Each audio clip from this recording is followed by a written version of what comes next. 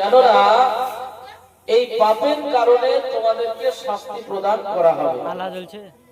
আমার বাবাজি ভাইরা, তাহলে এখান থেকে বোঝা গেল পাপ দুই ভাবে করা হয়, প্রকাশ্যেও পাপ করা হয়, আবার গোপন ভাবেও পাপ করা হয়। বাবাজি ভাইরা, এখন প্রকাশ্যে বিভিন্ন ধরনের পাপ কাজ করা হয়, যেমন প্রকাশ্যে মিথ্যা বলা হয়, প্রকাশ্যে ডাকাতি করা হয়, চুরি করা হয়, হ্যাঁ, প্রকাশ্যে এই যে মদ পান করা হয়, এগুলো সবই হচ্ছে প্রকাশ্য পাপ। এছাড়াও আমরা যে প্রকাশ্য পাপটাকে পাপী মনে করি না, যেমন 5 ওয়াক্ত নামাজ পড়া, এই 5 ওয়াক্ত নামাজ পড়াটাও একটা কবিরা গুনাহ। নামাজ না পড়াটাও আমরা খোলামেলা ভাবে কত সুন্দর ভাবে ঘুরে বেড়ায় 5 ওয়াক্ত নামাজ না পড়ে, তো এটাও বাবাজি ভাইরা প্রকাশ্য পাপ। এই পাপ কার্য করে করে আপনার অন্তরটা কি হয়, মরে যায়। আর অন্তর যখন মরে যায় তখন কোন রকমের ভালো কাজে আপনার মন বসে না, আপনার ভালো কাজে মন আসে না বাবাজি ভাইরা। অতএব আমাদের এই প্রকাশ্য পাপ থেকেও হেফাজতে থাকতে হবে। এছাড়াও আল্লাহ পাক রব্বুল আলামিন আরেক ধরনের পাপের কথা বলছেন, গোপনীয় পাপ। এই গোপনীয় পাপটা কি? নির্জনে আপনি একা আছেন, দুনিয়ার কোনো মানুষ দেখতে পাচ্ছেন না, আপনি গোপন ভাবে বিভিন্ন ধরনের পাপ কার্যে লিপ্ত হয়ে যাচ্ছেন। আল্লাহ পাক রব্বুল আলামিন এর হারামকৃত বিভিন্ন পাপ কার্যে আপনি লিপ্ত হয়ে যাচ্ছেন, এটা হলো গোপনীয় পাপ। আর এই গোপনীয় পাপের ভয়াবহতা অনেক বাবাজি ভাইরা। গোপনীয় পাপ কার্যের ফলে আপনার ঈমান ধ্বংস হয়ে যায়, আপনার আমল সব কিছু বরবাদ হয়ে যায় বাবাজি ভাইরা আমার। প্রকাশ্যে আপনি সব কিছু করলেন, প্রকাশ্য ভাবে নামাজ পড়লেন, প্রকাশ্য ভাবে রোজা রাখলেন, এক কথায় আপনার বাহ্যিক ঈমান আমল সব কিছু মনে হচ্ছে ভালো, কিন্তু ভেতরে ভেতরে আপনি বিভিন্ন প্রকার হারামকৃত কাজে লিপ্ত আছেন। তো বাবাজি ভাইরা আমার, ওই যে প্রকাশ্য ভাবে আপনি নামাজ পড়লেন, রোজা রাখলেন, দান করলেন, খায়রাত করলেন, যত রকমের ভালো কাজ করলেন, যে নেকি আপনার অর্জন হলো, সমস্ত কিছু বাবাজি ভাইরা ওই গোপনীয় পাপ কার্যের জন্য সবকিছু বরবাদ হয়ে যাবে বাবাজি ভাইরা। আল্লাহর হাবিব সাল্লাল্লাহু আলাইহি ওয়াসাল্লাম সাহাবায়ে কেরামদেরকে নিয়ে বসে আছেন, সাহাবায়ে কেরামদেরকে নিয়ে তিনি আলোচনা করছেন। নবী আমার বলছেন, ও সাহাবায়ে কেরামগণ, তোমরা শোনো, আমার উম্মতের মধ্যে এমন কিছু উম্মতের পরিচয় আমি জানি, যারা কাল কিয়ামতের ময়দানে পাহাড় সম, বিশাল বিশাল পাহাড় সম নেকি আমল নিয়ে আসবে, আল্লাহর কাছে দাঁড়াবে। কিন্তু আল্লাহ পাক রব্বুল আলামিন তাদের বিশাল বিশাল পাহাড় সম নেক আমলগুলোকে বিকৃত ধুলি কণায় পরিণত করে দিয়ে ধূলিসাৎ করে দেবে। নবী আমার বলছেন যে আমার উম্মতের মধ্যে এমন কিছু মানুষ আছে যাদের কাল কিয়ামতের ময়দানে যারা বিশাল বিশাল পাহাড় সম নেকি নিয়ে আসবে, আমল নিয়ে আসবে, ভালো কাজ নিয়ে আসবে, কিন্তু আল্লাহ পাক রব্বুল আলামিন তাদের সমস্ত বিশাল পাহাড় সম আমল, সমস্ত নেকি ধুলি কণার নয় ধূলিসাৎ করে দেবে বাবাজি ভাইরা। একজন সাহাবা সাওবান রাদিয়াল্লাহু তাআলা আনহু তিনি বললেন, ইয়া রাসূলুল্লাহ, ইয়া হাবিবাল্লাহ, ওগো আল্লাহর নবী, আমার পিতা মাতা আপনার পদতলে কুরবান হয়ে যায়, ওগো আল্লাহর নবী, দয়া করে মেহেরবানি করে ওই সমস্ত লোকের পরিচয়টা আমাদের দিয়ে দিন, যাতে করে আমরা সতর্ক হয়ে যেতে পারি, যাতে করে আমরা সেই কাজগুলো থেকে, সেই সমস্ত মানুষদের গুনাহগুলি থেকে আমরা যাতে বিরত থাকতে পারি। আল্লাহর হাবিব সাল্লাল্লাহু আলাইহি ওয়াসাল্লাম বললেন, শোনো, তারা আর কেউ নয়, তারা আর কেউ নয়, তারা তোমাদের ভাই, তোমাদের সম্প্রদায়ভুক্ত। তোমরা দিনের বেলায় নামাজ পড়ো, তারাও নামাজ পড়ে। তোমরা রাতের বেলায় নামাজ পড়ো, তারাও নামাজ পড়ে। তোমরা দান খায়রাত করো, তারাও দান খায়রাত করে। তোমরা বিভিন্ন নেক মজলিসে মাহফিলে যাও, তারাও নেক মজলিসে মাহফিলে যায়। কিন্তু শোনো, সবকিছু প্রকাশ্যভাবে করার পরে তারা যখন একা নির্জনে হয়ে যায়, তারা যখন একা একা হয়ে যায়, নির্জনে চলে যায়, তখন তারা গোপনীয় ভাবে হারামকৃত কার্যে লিপ্ত হয়ে যায়। এই সমস্ত মানুষ প্রকাশ্য ভাবে যে নামাজ পড়ে নেকি কামালো, যে দান খায়রাত করে নেকি কামালো, যে মিলাদের মাহফিলে বিভিন্ন আল্লাহ এবং রাসূলের যেখানে কথা আলোচনা হয়, সেই জায়গায় বসে বসে যে নেকি কামালো, এইভাবে যত নেকি কামালো, সেই সমস্ত নেকি গুলা শুধুমাত্র একা একা গোপনে নির্জনে, দুনিয়ার কোন মানুষ যেখানে দেখতে পাই না, সেই জায়গায় গোপনীয় ভাবে হারামকৃত কার্যে লিপ্ত হওয়ার জন্য যত রকমের নেকি করেছিল, সমস্ত নেকি গুলা বরবাদ হয়ে গেল। জোরে বলুন সুবহানাল্লাহ।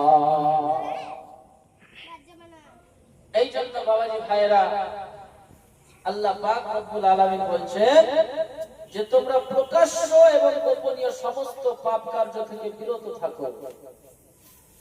কেননা প্রকাশ্য ভাবে আপনি যতই নেকি কামালেন, যতই যা করলেন, গোপনে গোপনে আপনি যদি পাপ কার্য করে থাকেন, তাহলে আপনার এই প্রকাশ্য নেকির কোনো কাজই থাকলো না বাবাজি ভাইরা, সব বরবাদ হয়ে গেল। আবার অন্তরের মধ্যে গোপন পাপ অনেক ভয়ঙ্কর বাবাজি ভাইরা, হিংসা, বিদ্বেষ, লোক দেখানো কোনো কাজ, লোক দেখানো নামাজ, এইগুলো সবই হচ্ছে বাবাজি ভাইরা গোপনীয়। গীবত, এটা গোপনীয় পাপ, প্রকাশ্য পাপ। কখন গোপনীয়? এই যে গীবত করা হয়, সমালোচনা করা হয়, এটা যার করা হয় তার অনুপস্থিতিতেই করা হয়, অতএব তার জন্য এটা গোপন। আর আপনি যার সাথে গীবত করছেন তার জন্য এটা প্রকাশ্য। গীবত তো আর একা একা করা হয় না বাবাজি ভাইরা। অতএব গীবত এটাও খুব সাবধান থাকতে হবে। কেননা আল্লাহর হাবিব সাল্লাল্লাহু আলাইহি ওয়াসাল্লাম বলছেন, সাহাবায়ে কিরামগণকে বলছেন তোমরা গীবত থেকে বেঁচে থাকো। সাহাবায়ে কিরামগণ বলছেন, হুজুর গীবত জিনিসটা কি? তো নবী আমার বলছেন যে অন্যের দোষ ত্রুটি বর্ণনা করাটা হচ্ছে গীবত। তো সাহাবায়ে কেরামগণ বলছেন, হুজুর যদি সেই দোষ ত্রুটি ওর মধ্যে থেকে থাকে তাহলে সেটা কি গীবত হবে? তো নবী আমার বলছেন, দোষ ত্রুটি আছে বলেই ওটা গীবত, যদি না থাকতো তাহলে সেটা হয়ে যেত অপবাদ। জোরে বলুন সুবহানাল্লাহ। আমার বাবাজি ভাইয়েরা, তাহলে বোঝা গেল অন্যের দোষ ত্রুটিও আপনি কারো সামনে সমালোচনা করে গাইতে পারবেন না। আর যদি গায়েন, নবী আমার বলছেন, তোমরা কি মরা মানুষের গোশত খেতে পছন্দ করো? যদি করো তাহলে গীবত করো। অতএব বাবাজি ভাইয়েরা, মরা মানুষের গোশত খাওয়া এবং গীবত করা দুটোই একই জিনিস বাবাজি ভাইয়েরা। এই সব কিছু থেকে আমাদের সাবধান থাকতে হবে। আল্লাহর হাবিব সাল্লাল্লাহু আলাইহি ওয়াসাল্লাম এই যে পাপ কার্যের মধ্যে কি শাস্তি রয়েছে, আল্লাহ পাক রব্বুল আলামিন বলেছেন, তোমরা পাপ কার্য করলে তার সমুচিত শাস্তি প্রদান করা হবে। আল্লাহ পাক রব্বুল আলামিন প্রিয় নবী সাল্লাল্লাহু আলাইহি ওয়াসাল্লামকে তার কিছু নমুনা বাবাজি ভাইরা, তার কিছু মডেল সব কিছু আল্লাহ পাক রব্বুল আলামিন নবীকে আমার জানিয়ে দিয়েছেন। আল্লাহর হাবিব সাল্লাল্লাহু আলাইহি ওয়াসাল্লাম সাহাবায়ে কেরামদেরকে নিয়ে বসে আছেন। প্রতিদিনের ন্যায় সেই দিনও বাবাজি ভাইরা আলোচনা চলছে। বাবাজি ভাইরা আমার, স্বপ্নের কথা আলোচনা হতো। সাহাবায়ে কেরামগণ যদি কোনো স্বপ্ন দেখতো, নবীর দরবারে এসে বলতো। নবী আমার যদি কোনো স্বপ্ন দেখতো, তাহলে সাহাবায়ে কেরামদেরকে বলা হতো। নবীদের স্বপ্ন হলো সত্য। তিনারা যে স্বপ্নটা দেখে থাকেন দিবালোকের ন্যায় সত্য হয়। বাবাজি ভাইরা, নবী আমার সাহাবায়ে কেরামদেরকে বলছেন, ও সাহাবায়ে কেরামগণ, আজকে রাত্রিতে আমি একটা স্বপ্ন দেখেছি, আজব আজব স্বপ্ন। যে স্বপ্নের কথা যদি তোমরা জেনে নাও তাহলে তোমাদের বড়ই শিক্ষা হয়ে যাবে। নবী আমার স্বপ্নের কথা বলতে লাগলেন, শোনো, আমি রাত্রিতে ঘুমিয়ে আছি, এমন সময় দুইজন ফেরেশতা এসে হাজির। ফেরেশতা দুইজন আসার পরে আমাকে এসে ডাকলেন, ইয়া রাসূলুল্লাহ, ইয়া হাবিবাল্লাহ, ওগো আল্লাহর নবী, আপনি জাগ্রত হয়ে যান। আল্লাহর হাবিব সাল্লাল্লাহু আলাইহি ওয়াসাল্লাম ঘুম থেকে জেগে গেলেন। নবী আমার দেখতে পেলেন দুইজন ফেরেশতা। বললেন, ওগো আল্লাহর নবী, আপনি আমাদের সঙ্গে চলুন। নবী আমার কোনো কিছু না বলে তাদের সঙ্গে চলতে শুরু করলেন, হাঁটতে আরম্ভ করে দিলেন। কিছু দূর যাওয়ার পরে বাবাজি ভাইরা, তিনি দেখতে পেলেন আশ্চর্য একটি ঘটনা। একজন মানুষ শায়িত অবস্থায় রয়েছে, আর একজন ফেরেশতা বাবাজি ভাইরা, আযাবের ফেরেশতা, একটা বোল্ডার, মোটা বোল্ডার ওই শায়িত ব্যক্তির, শুয়ে থাকা ব্যক্তির মাথা লক্ষ্য করে মারছে। ওই বোল্ডারটা তুলে তার মাথায় মারা হচ্ছে। বোল্ডারের আঘাতে মাথা চূর্ণ বিচূর্ণ হয়ে যাচ্ছে। মাথা চূর্ণ বিচূর্ণ হয়ে যাওয়ার পরে বোল্ডার যখন ছুটে গিয়ে দূরে পড়ে যাচ্ছে, ওই আযাবের ফেরেশতা ওই বোল্ডারটাকে আনতে যাচ্ছে। আনতে না আনতে আবার তার মাথা পূর্বের ন্যায় ভালো হয়ে যাচ্ছে। আবার বোল্ডার মারা হচ্ছে। আবার বোল্ডার আনতে না আনতে তার মাথা চূর্ণ বিচূর্ণ, তার মাথা পূর্বের ন্যায় ভালো হয়ে যাচ্ছে। এইভাবে বারবার আযাব দেওয়া হচ্ছে। আর ওই লোকটি চিৎকার করে কান্না করছে, উপায় নাই, উপায় নাই। এইভাবে বোল্ডার মারা হচ্ছে। বোল্ডার নিয়ে আসতে না আসতে মাথা ভালো হয়ে যাচ্ছে, চূর্ণ বিচূর্ণ হচ্ছে, আবার ভালো হয়ে যাচ্ছে। এইভাবে বারবার বারবার তাকে আযাব দেওয়া হচ্ছে। বাবাজি ভাইরা আমার, আযাব এইভাবে দেওয়া হয়। বাবাজি ভাইরা, পরপারে মানুষ তো মরবে না, মানুষ মরবে না, কিন্তু যতই তাকে আঘাত করা হোক, যতই মারা হোক, একটা বোল্ডার যদি মাথায় মারা হয়, সেই মাথা যদি চূর্ণ বিচূর্ণ হয়ে যায়, সে কি আর বেঁচে থাকার কথা? না বাবাজি ভাইরা, মরে যাওয়ার কথা। কিন্তু ওই জায়গায় মরবে না, শুধুই কি হবে? নবী আমার বললেন, ও ফেরেশতা, এই যে আমি আশ্চর্য ঘটনা দেখলাম, একজন লোক শায়িত আছে, আর একজন আযাবের ফেরেশতা বোল্ডার পাথর মারছে তার মাথায়, চূর্ণ বিচূর্ণ হয়ে যাচ্ছে, আবার ভালো হয়ে যায়। এটা এই রকম আযাব কেন দেওয়া হচ্ছে? ওই লোকটি বা কি ছিল দুনিয়ার জমিনে, কি এমন পাপ করেছিল? ও ফেরেশতা দয় আমাকে একটু খুলে বলো। ফেরেশতা দয় তখন কিছু না বলে বললেন, চলুন সামনে এগিয়ে চলুন। নবী আমার ওই ফেরেশতা দ্বয়ের সঙ্গে সামনে এগিয়ে গেলেন।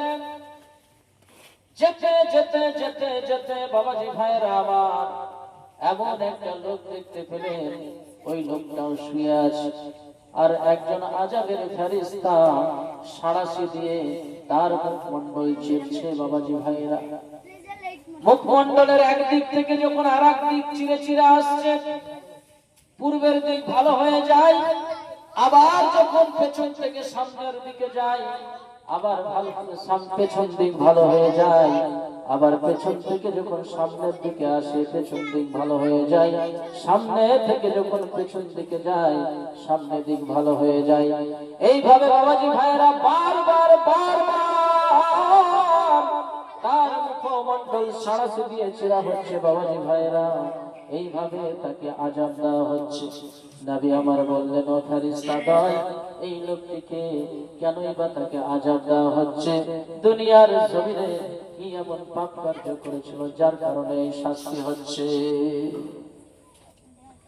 ফেরেশতা দয় বললেন, হুজুর এখন বলা যাবে না, একটু সামনে এগিয়ে চলুন। নবী আমার কিছুই না বলে সামনে এগোতে লাগলেন। সামনে এগিয়ে যাওয়ার পরে এবার তিনি আশ্চর্য একটা চুলা দেখতে পেলেন। বাবাজি ভাইরা, একটা চুলা টাইপের গর্ত, বিশাল বড় গর্ত টাইপের দেখতে পেলেন। ওই জায়গায় দাও দাও দাও দাও করে যেন আগুন জ্বলতেছে। নবীকে আবার আল্লাহ পাক রব্বুল আলামিন সব দেখিয়ে দিয়েছেন যে পাপ কার্য করলেই হবে না, তার শাস্তি আপনাকে পেতে হবে। আল্লাহ পাক রব্বুল আলামিন দয়াবান, মেহেরবান। তাই বলে এই নয় যে আপনি ইচ্ছে করে জেনে শুনে পাপ কার্যে লিপ্ত থাকবেন আর আল্লাহ আপনাকে দয়া দেখাবেন। বাবাজি ভাইরা, এটা কখনো ভাববেন না, কারণ আল্লাহ পাক রব্বুল আলামিন শাস্তি দিতেও সবথেকে কঠিন, এটাও মাথায় রাখতে হবে। আল্লাহর শাস্তি বড়ই কঠিন শাস্তি। বাবাজি ভাইরা, নবী আমার দেখতে পেলেন চুলার মতো জায়গা, বড় জায়গা, বড় একটা গর্ত। সেই গর্ততে আগুন দাও দাও করে জ্বলে, আর সেই গর্তের মধ্যে বাবাজি ভাইয়েরা নারী পুরুষ উলঙ্গ ভাবে জ্বলতে আছে। নবী আমার সামনে গিয়ে একটু ভালো করে দেখতে গেলেন। দেখলেন তো নারী পুরুষ একে অপরকে জড়িয়ে ওই আগুনের মধ্যে দাও দাও দাও দাও করে জ্বলতেছে। আগুনের লেলিহান শিখা যখন দাও দাও দাও দাও করে জ্বলে ওঠে,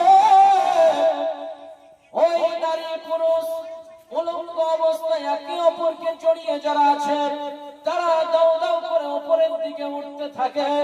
আবার লেলিহান শিখা যখন একটু দুর্বল হয় তখন আবার নিচের দিকে নেমে যায়। এইভাবে দাও দাও করে উপরে ওঠে, দাও দাও করে নিচের দিকে নামে, আর তারা চিৎকার মেরে কান্না করতে থাকে, আর তাদের দেহ থেকে যেন পচা দুর্গন্ধ বের হতে থাকে। এই রকম ভাবে আযাব দেওয়া হচ্ছে। নবী আমার ফেরেশতা দ্বয়কে জিজ্ঞাসা করলেন, ও ফেরেশতা দ্বয়, এই নারী পুরুষ কারা? দুনিয়ার জমিনে কি এমন পাপ কার্য তারা করেছিল যে কারণে তাদেরকে এই শাস্তি দেওয়া হচ্ছে? ও ফেরেশতা দ্বয়, তোমরা আমায় একটু খুলে বলো। ফেরেশতা দ্বয় বললেন, হুজুর এখন কিছুই বলা যাবে না, আরো কিছু দেখার বাকি আছে, আপনি সামনে এগিয়ে চলুন। নবী আমার সামনে এগিয়ে গেলেন। চলতে চলতে চলতে চলতে কিছু দূর যাওয়ার পরে তিনি এবার দেখতে পেলেন একটি রক্তের নদী। বাবাজি ভাইয়েরা, মা বোনেরা আমার, সেই রক্তের নদীতে একটি লোক সাঁতার কাটছে, খাপি খাচ্ছে। সাঁতার কাটতে কাটতে যখন সে এলে যায়, যখন সে ধারে আসে, ওই ধারে একজন আযাবের ফেরেশতা বোল্ডার পাথর নিয়ে হাতে দাঁড়িয়ে আছে। ওই সাঁতার কাটা ব্যক্তি রক্তের নদীতে সাঁতার কাটতে কাটতে যখন এলে যায়, আর যখন সাঁতার কাটতে পারে না, দেহ চলে না, যখন সে ধারে আসে একটু রেস্ট নেওয়ার জন্য, তখন বাবাজি ভাইরা ওই আযাবের ফেরেশতা সঙ্গে সঙ্গে বোল্ডার পাথর তার মুখে নিক্ষেপ করে দেয়। ওই বোল্ডার পাথর তার মুখে নিক্ষেপ করে দেয়।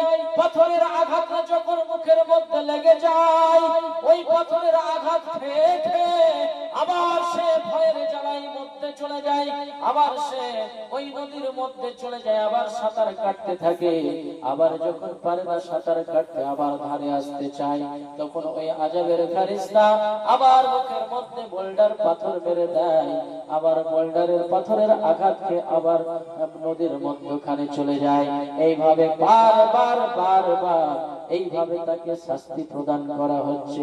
নবী আমার ফেরেশতাদেরকে জিজ্ঞাসা করলেন, ও ফেরেশতাদ্বয়, কে এই ব্যক্তি দুনিয়ার জমিনে কি এমন পাপ কার্য করেছিল যার কারণে এই রক্তের নদীতে তাকে সাঁতার কাটতে হচ্ছে? দুনিয়ার জমিনে কি এমন পাপ কার্য হয়েছিল যার কারণে এই রক্তের নদীতে সাঁতার কাটছে, তাকে মুখের মধ্যে পাথর মারা হচ্ছে? ফেরেশতাদ্বয় বললেন, নবী গো, আরো কিছু দেখার বাকি আছে, এখন বলা যাবে না, আপনি সামনে এগিয়ে চলুন। নবী আমার সামনে এগিয়ে গেলেন। বাবাজি ভাইয়েরা, মা বোনেরা আমার, সামনে কিছু দূরে এগিয়ে যাওয়ার পরে নবী আমার দেখতে পেলেন একজন বিভৎস চেহারার মানুষকে তিনি দেখতে পেলেন। দেখতে বড়ই খারাপ, দেখতেই ভয়ঙ্কর, দেখে মনের মধ্যে ভয় হয়ে যাবে এমন চেহারা। ওই ব্যক্তিটি আগুন জ্বালাচ্ছে, দাউ দাউ করে যেন জাহান্নামের আগুন জ্বালাচ্ছে। আর ওই আগুনের চারপাশে ওই ব্যক্তিটি, বাবাজি ভাইয়েরা, চক্কর করছে, চারিদিকে ঘুরে বেড়াচ্ছে। নবী আমার ফেরেশতাদ্বয়কে জিজ্ঞাসা করলেন, ও ফেরেশতাদ্বয়, এই লোকটি কে? ফেরেশতাদ্বয় বললেন, হুজুর, এখন বলা যাবে না, সামনে এগিয়ে চলুন। নবী আমার সামনে এগিয়ে গেলেন। বাবাজি ভাইয়েরা, সামনে এগিয়ে যাওয়ার পরে তিনি এবার একটি সুন্দর বাগান দেখতে পেলেন। এত সুন্দর বাগান চর্ম চোখে আর কোনোদিন দেখা হয়নি। এই দুনিয়ার জমিনে অত সুন্দর বাগান আর কোথাও দেখা যায় না। দুনিয়ার জমিনে এত সুন্দর বাগান আর কোথাও দেখা যায় না। সুন্দর একটি বাগান দেখতে পেলেন। সেই বাগান ফুলে ফলে ভরা, যেন বসন্তের ফুলে ফলে ভরা, সুসজ্জিত অবস্থায় রয়েছে। এত সুন্দর বাগান বাবাজি ভাইয়েরা। ওই বাগানের মধ্যে এত সুন্দর একজন মানুষ ছোট ছোট শিশুদেরকে নিয়ে খেলাধুলা করছে। ছোট ছোট শিশুদেরকে নিয়ে ওই ব্যক্তি খেলাধুলা করছে। নবী আমার বলছেন, ওই ব্যক্তিটি এত লম্বা ছিল, এত লম্বা ছিল যে আমাকে তার চেহারাখানা দেখতে গিয়ে মাথাটাকে উঁচু করতে হয়েছিল। বাবাজি ভাইরা, নবী আমার ফেরেশতাদ্বয়কে জিজ্ঞাসা করলেন, ও ফেরেশতাদ্বয়, এই ব্যক্তিটি কে এবং এর সঙ্গে যে শিশুগুলো খেলাধুলা করছে, অসংখ্য শিশু খেলাধুলা করছে, এই শিশুগুলাই বা কে? তুমি একটু জানাও। ফেরেশতাদ্বয় বললেন, হুজুর, এখন বলা যাবে না, সামনে এগিয়ে চলো, আরো কিছু দেখার বাকি আছে। নবী আমার সামনে এগিয়ে গেলেন। সামনে এগিয়ে যাওয়ার পরে যে সুন্দর বাগান তিনি মুহূর্তে দেখলেন, তার চেয়ে আরো সুন্দর আরো বড় একটি বাগান তিনি দেখতে পেলেন। ওই বাগানের মধ্যে নবী আমার ঢুকে গেলেন। নবী আমার ওই বাগানের মধ্যে প্রবেশ করলেন। ওই বাগানের মধ্যে প্রবেশ করার পরে তিনি ওই বাগানের মধ্যে সুন্দর একটি শহর দেখতে পেলেন। বাবাজি ভাইয়েরা, ওই শহরের কাছাকাছি যাওয়া হলো। নবী আমার ওই শহরের মধ্যে ঢোকার জন্য ইচ্ছা পোষণ করলেন। ফেরেশতাদ্বয় ডাক দিয়ে বললেন এই শহরের দরজাটা খুলে দেওয়ার জন্য। ওই শহরের দরজার যিনি গেটম্যান ছিলেন, ওই দরজাটা বাবাজি ভাইয়েরা খুলে দেওয়া হলো। নবী আমার ফেরেশতাদেরকে নিয়ে ওই শহরের মধ্যে প্রবেশ করলেন। ওই শহরের মধ্যে প্রবেশ করার পরে বাবাজি ভাইয়েরা, নবী আমার দেখতে পেলেন কতগুলো মানুষ, যাদের অর্ধেক চেহারা অতি সুন্দর আর অর্ধেক চেহারা দেখতে বড় খারাপ, কালো বিশ্রী। বাবাজি ভাইয়েরা ভয়ঙ্কর। অর্ধেক চেহারা সুন্দর, অর্ধেক চেহারা খারাপ, তাদের মতো কিছু লোককে দেখতে পেলেন। ফেরেশতাদ্বয় তাদেরকে হুকুম দিলেন, যাও যাও যাও, তোমরা ওই যে নদী দেখতে পাও, একটি নদী ওই জায়গায় ছিল বাবাজি ভাইয়েরা, সুন্দর একটি নদী, সেই যার পানি ছিল দুধের মতো সাদা, ওই নদী ছিল। ওই নদীতে ফেরেশতাদ্বয় ওই সমস্ত লোকদেরকে বলা হলো, তোমরা যাও যাও, ওই নদীতে গিয়ে তোমরা ডুব দিয়ে এসো।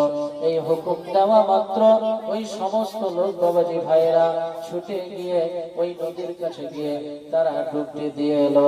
ডুব দেওয়ার সাথে সাথে তাদের চেহারা যেন নুরানি হয়ে গেল। তাদের অর্ধেক চেহারা সুন্দর ছিল, অর্ধেক চেহারা খারাপ ছিল।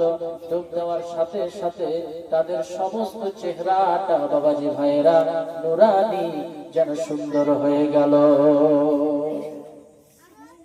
সমস্ত চেহারা ওই নদীতে যখন ডুব দিল, তাদের সমস্ত চেহারা সুন্দর হয়ে গেল।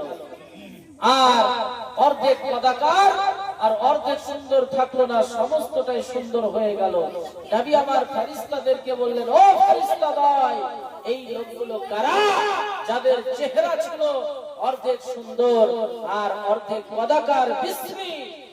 ওই নদীতে ডুব দেওয়ার পরে তাদের চেহারাগুলো এত সুন্দর হয়ে গেল, নুরানিময় হয়ে গেল, এই লোকগুলো কারা? ফেরেশতাদ্বয় বললেন, হুজুর এখন বলা যাবে না, একটু সামনে এগিয়ে চলুন। নবী আমার সামনে এগিয়ে গেলেন।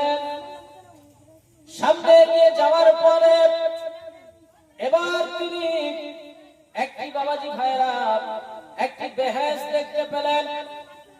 ফেরেশতারা বললেন, এটাই হলো আদম নামক বেহেশত। বাবাজি ভাইরা, নবী আমার ওই বেহেশতে প্রবেশ করলেন।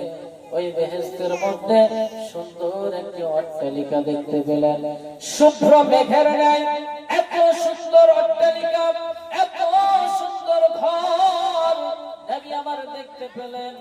নবী আমার বললেন, এই অট্টালিকা এত সুন্দর, এই অট্টালিকাটি কার?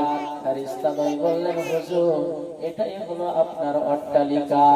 নবী আমার বললেন, আচ্ছা তাহলে তোমরা আমাকে ওই অট্টালিকার প্রবেশ করার অনুমতি দাও, আমি ওই অট্টালিকায় এখনই প্রবেশ করতে চাই। ফেরেশতাদ্বয় বললেন, হুজুর এখন প্রবেশ করা যাবে না, তবে শুনেন শুনেন, এটা হলো আপনার অট্টালিকা, আপনার জন্যই এটা রেজিস্টার করা হয়েছে, তবে এখন আপনি এতে প্রবেশ করবেন না, আপনি অবশ্যই অবশ্যই এতে প্রবেশ করবেন, তবে এখন নয়। আল্লাহর হাবিব সাল্লাল্লাহু আলাইহি ওয়াসাল্লাম এবার ফেরেশতাদ্বয়কে বললেন, ও ফেরেশতাদ্বয় শোনো শোনো, আমি তো এই অট্টালিকায় প্রবেশ করতে পারবো না, তবে শোনো, এই যে সারা রাত্রি ধরে আমি যে আশ্চর্য আশ্চর্য জিনিস দেখে এলাম, আশ্চর্য আশ্চর্য শাস্তি দেখে এলাম, এবার তোমরা বলো এই রহস্যগুলা কি, এদের কি হয়েছিল, আসল ঘটনা, এর ব্যাখ্যাগুলো আমাকে বলে দাও। নবী আমার বললেন, সারাটা রাত্রি ধরে আমি যে ঘটনাগুলো দেখে এলাম, এই ঘটনাগুলোর রহস্যটা কি, এই ঘটনাগুলোর ব্যাখ্যা কি আছে, আমাকে বলে দাও। ফেরেশতাদ্বয় বললেন, হুজুর অবশ্যই এবার আপনাকে বলবো, এবার আপনাকে বলবো। ওগো আল্লাহর হাবিব, শোনেন তবে, আপনি আস্তে আস্তে প্রথম যাকে দেখেছিলেন, একজন ব্যক্তি শায়িত অবস্থায় রয়েছে, আর একজন আযাবের ফেরেশতা বোল্ডার পাথর নিয়ে তার মাথায় নিক্ষেপ করছে। ওই বোল্ডার পাথরের আঘাতে তার মাথা চূর্ণ বিচূর্ণ হয়ে যাচ্ছে। ওই পাথরটা যখন আবার নিয়ে আসতে যাচ্ছে, পূর্বের ন্যায় তার মাথা ভালো হয়ে যাচ্ছে। এইভাবে বারবার বারবার তার মাথায় আঘাত করে তাকে আযাবটা দেওয়া হচ্ছে। এই ব্যক্তি আর কেউ নয়, কেউ নয়, দুনিয়ার জমিনে এই ব্যক্তি কোরআন পড়েছিল, এই ব্যক্তি কোরআন মুখস্থ করেছিল, কোরআন বুঝেছিল, কিন্তু বাবাজি ভাইরা কোরআন অনুযায়ী আমল করেনি, কোরআন অনুযায়ী চলতে পারেনি। কোরআন মুখস্থ করে অলসতার কারণে কোরআন ভুলে গিয়েছিল। কোরআনে বলা হয়েছিল মিথ্যা কথা বলা যাবে না, কিন্তু সারাদিন মিথ্যার মতো পাপ কার্যে লিপ্ত ছিল। কোরআন বলেছিল 5 ওয়াক্ত নামাজ পড়ার জন্য, কিন্তু কোনদিন 5 ওয়াক্ত নামাজ পড়েনি।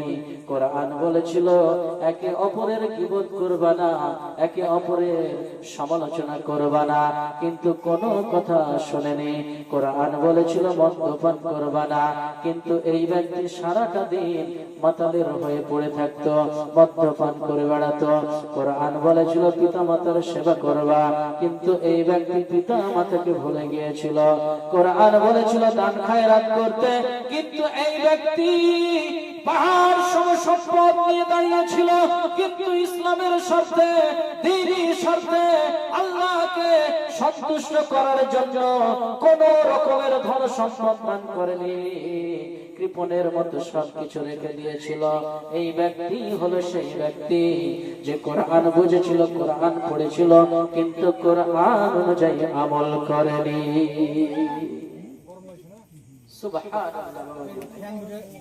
অতএব সাবধান বাবাজি ভাইয়েরা, যতটা সম্ভব পারা যায় আমাদেরকে আমল করতে হবে।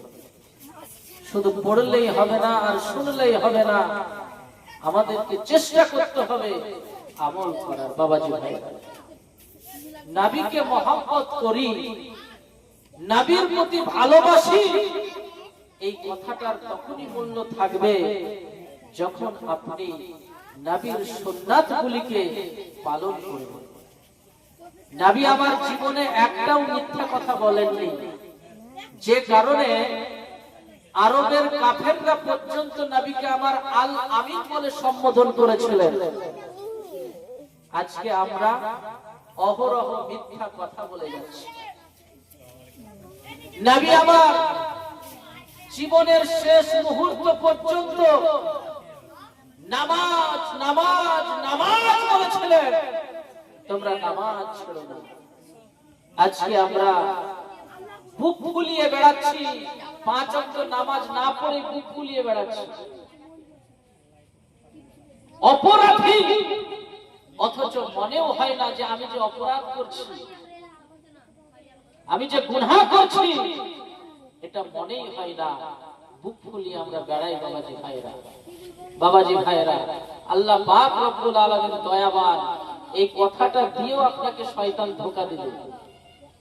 আপনি পাপ করবেন আর আপনার মনে মনে শয়তান এসে বলবে একা একটু পাপ করলে অসুবিধা নাই, আল্লাহ মেহেরবান দয়াবান।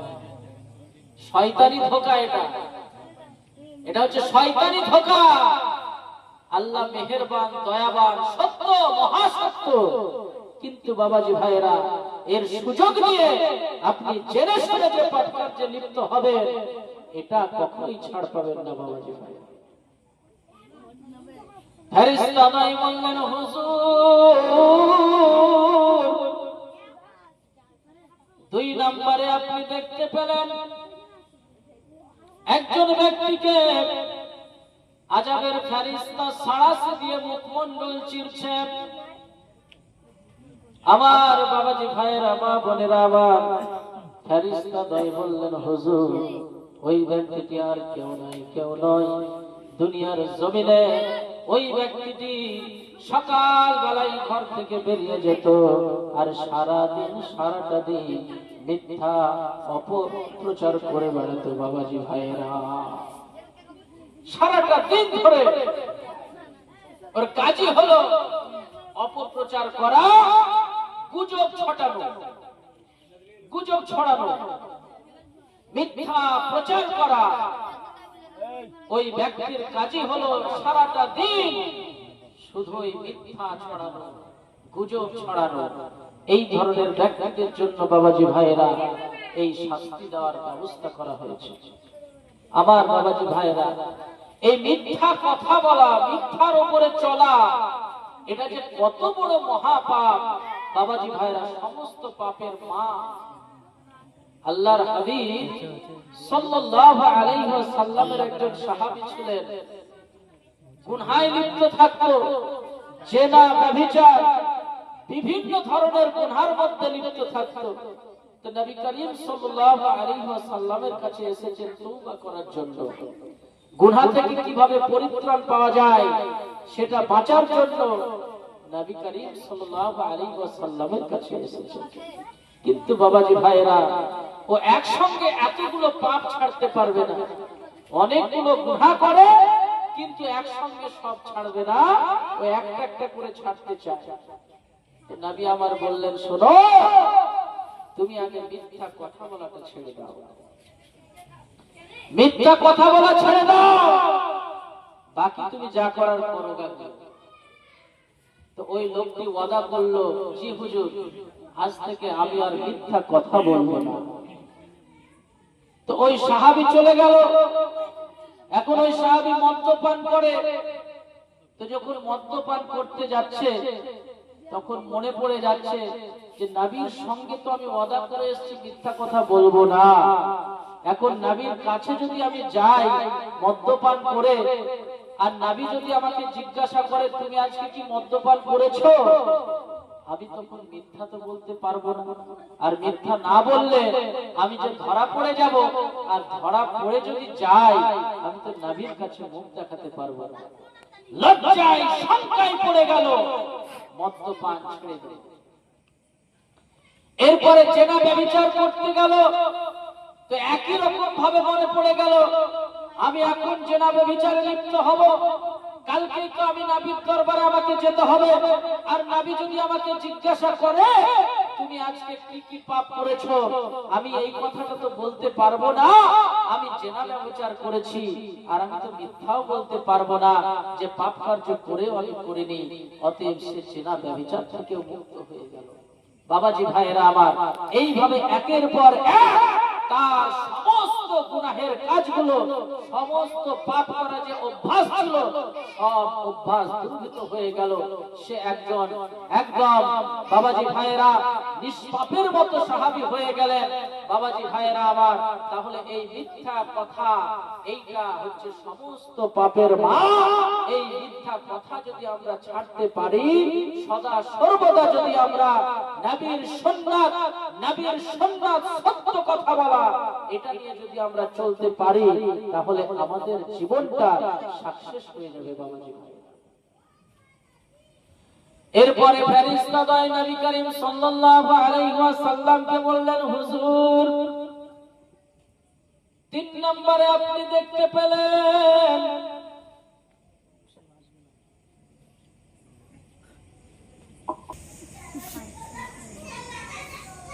আল্লাহর হাবিব সাল্লাল্লাহু আলাইহি ওয়াসাল্লামকে ফেরেশতা দয় বললেন, হুজুর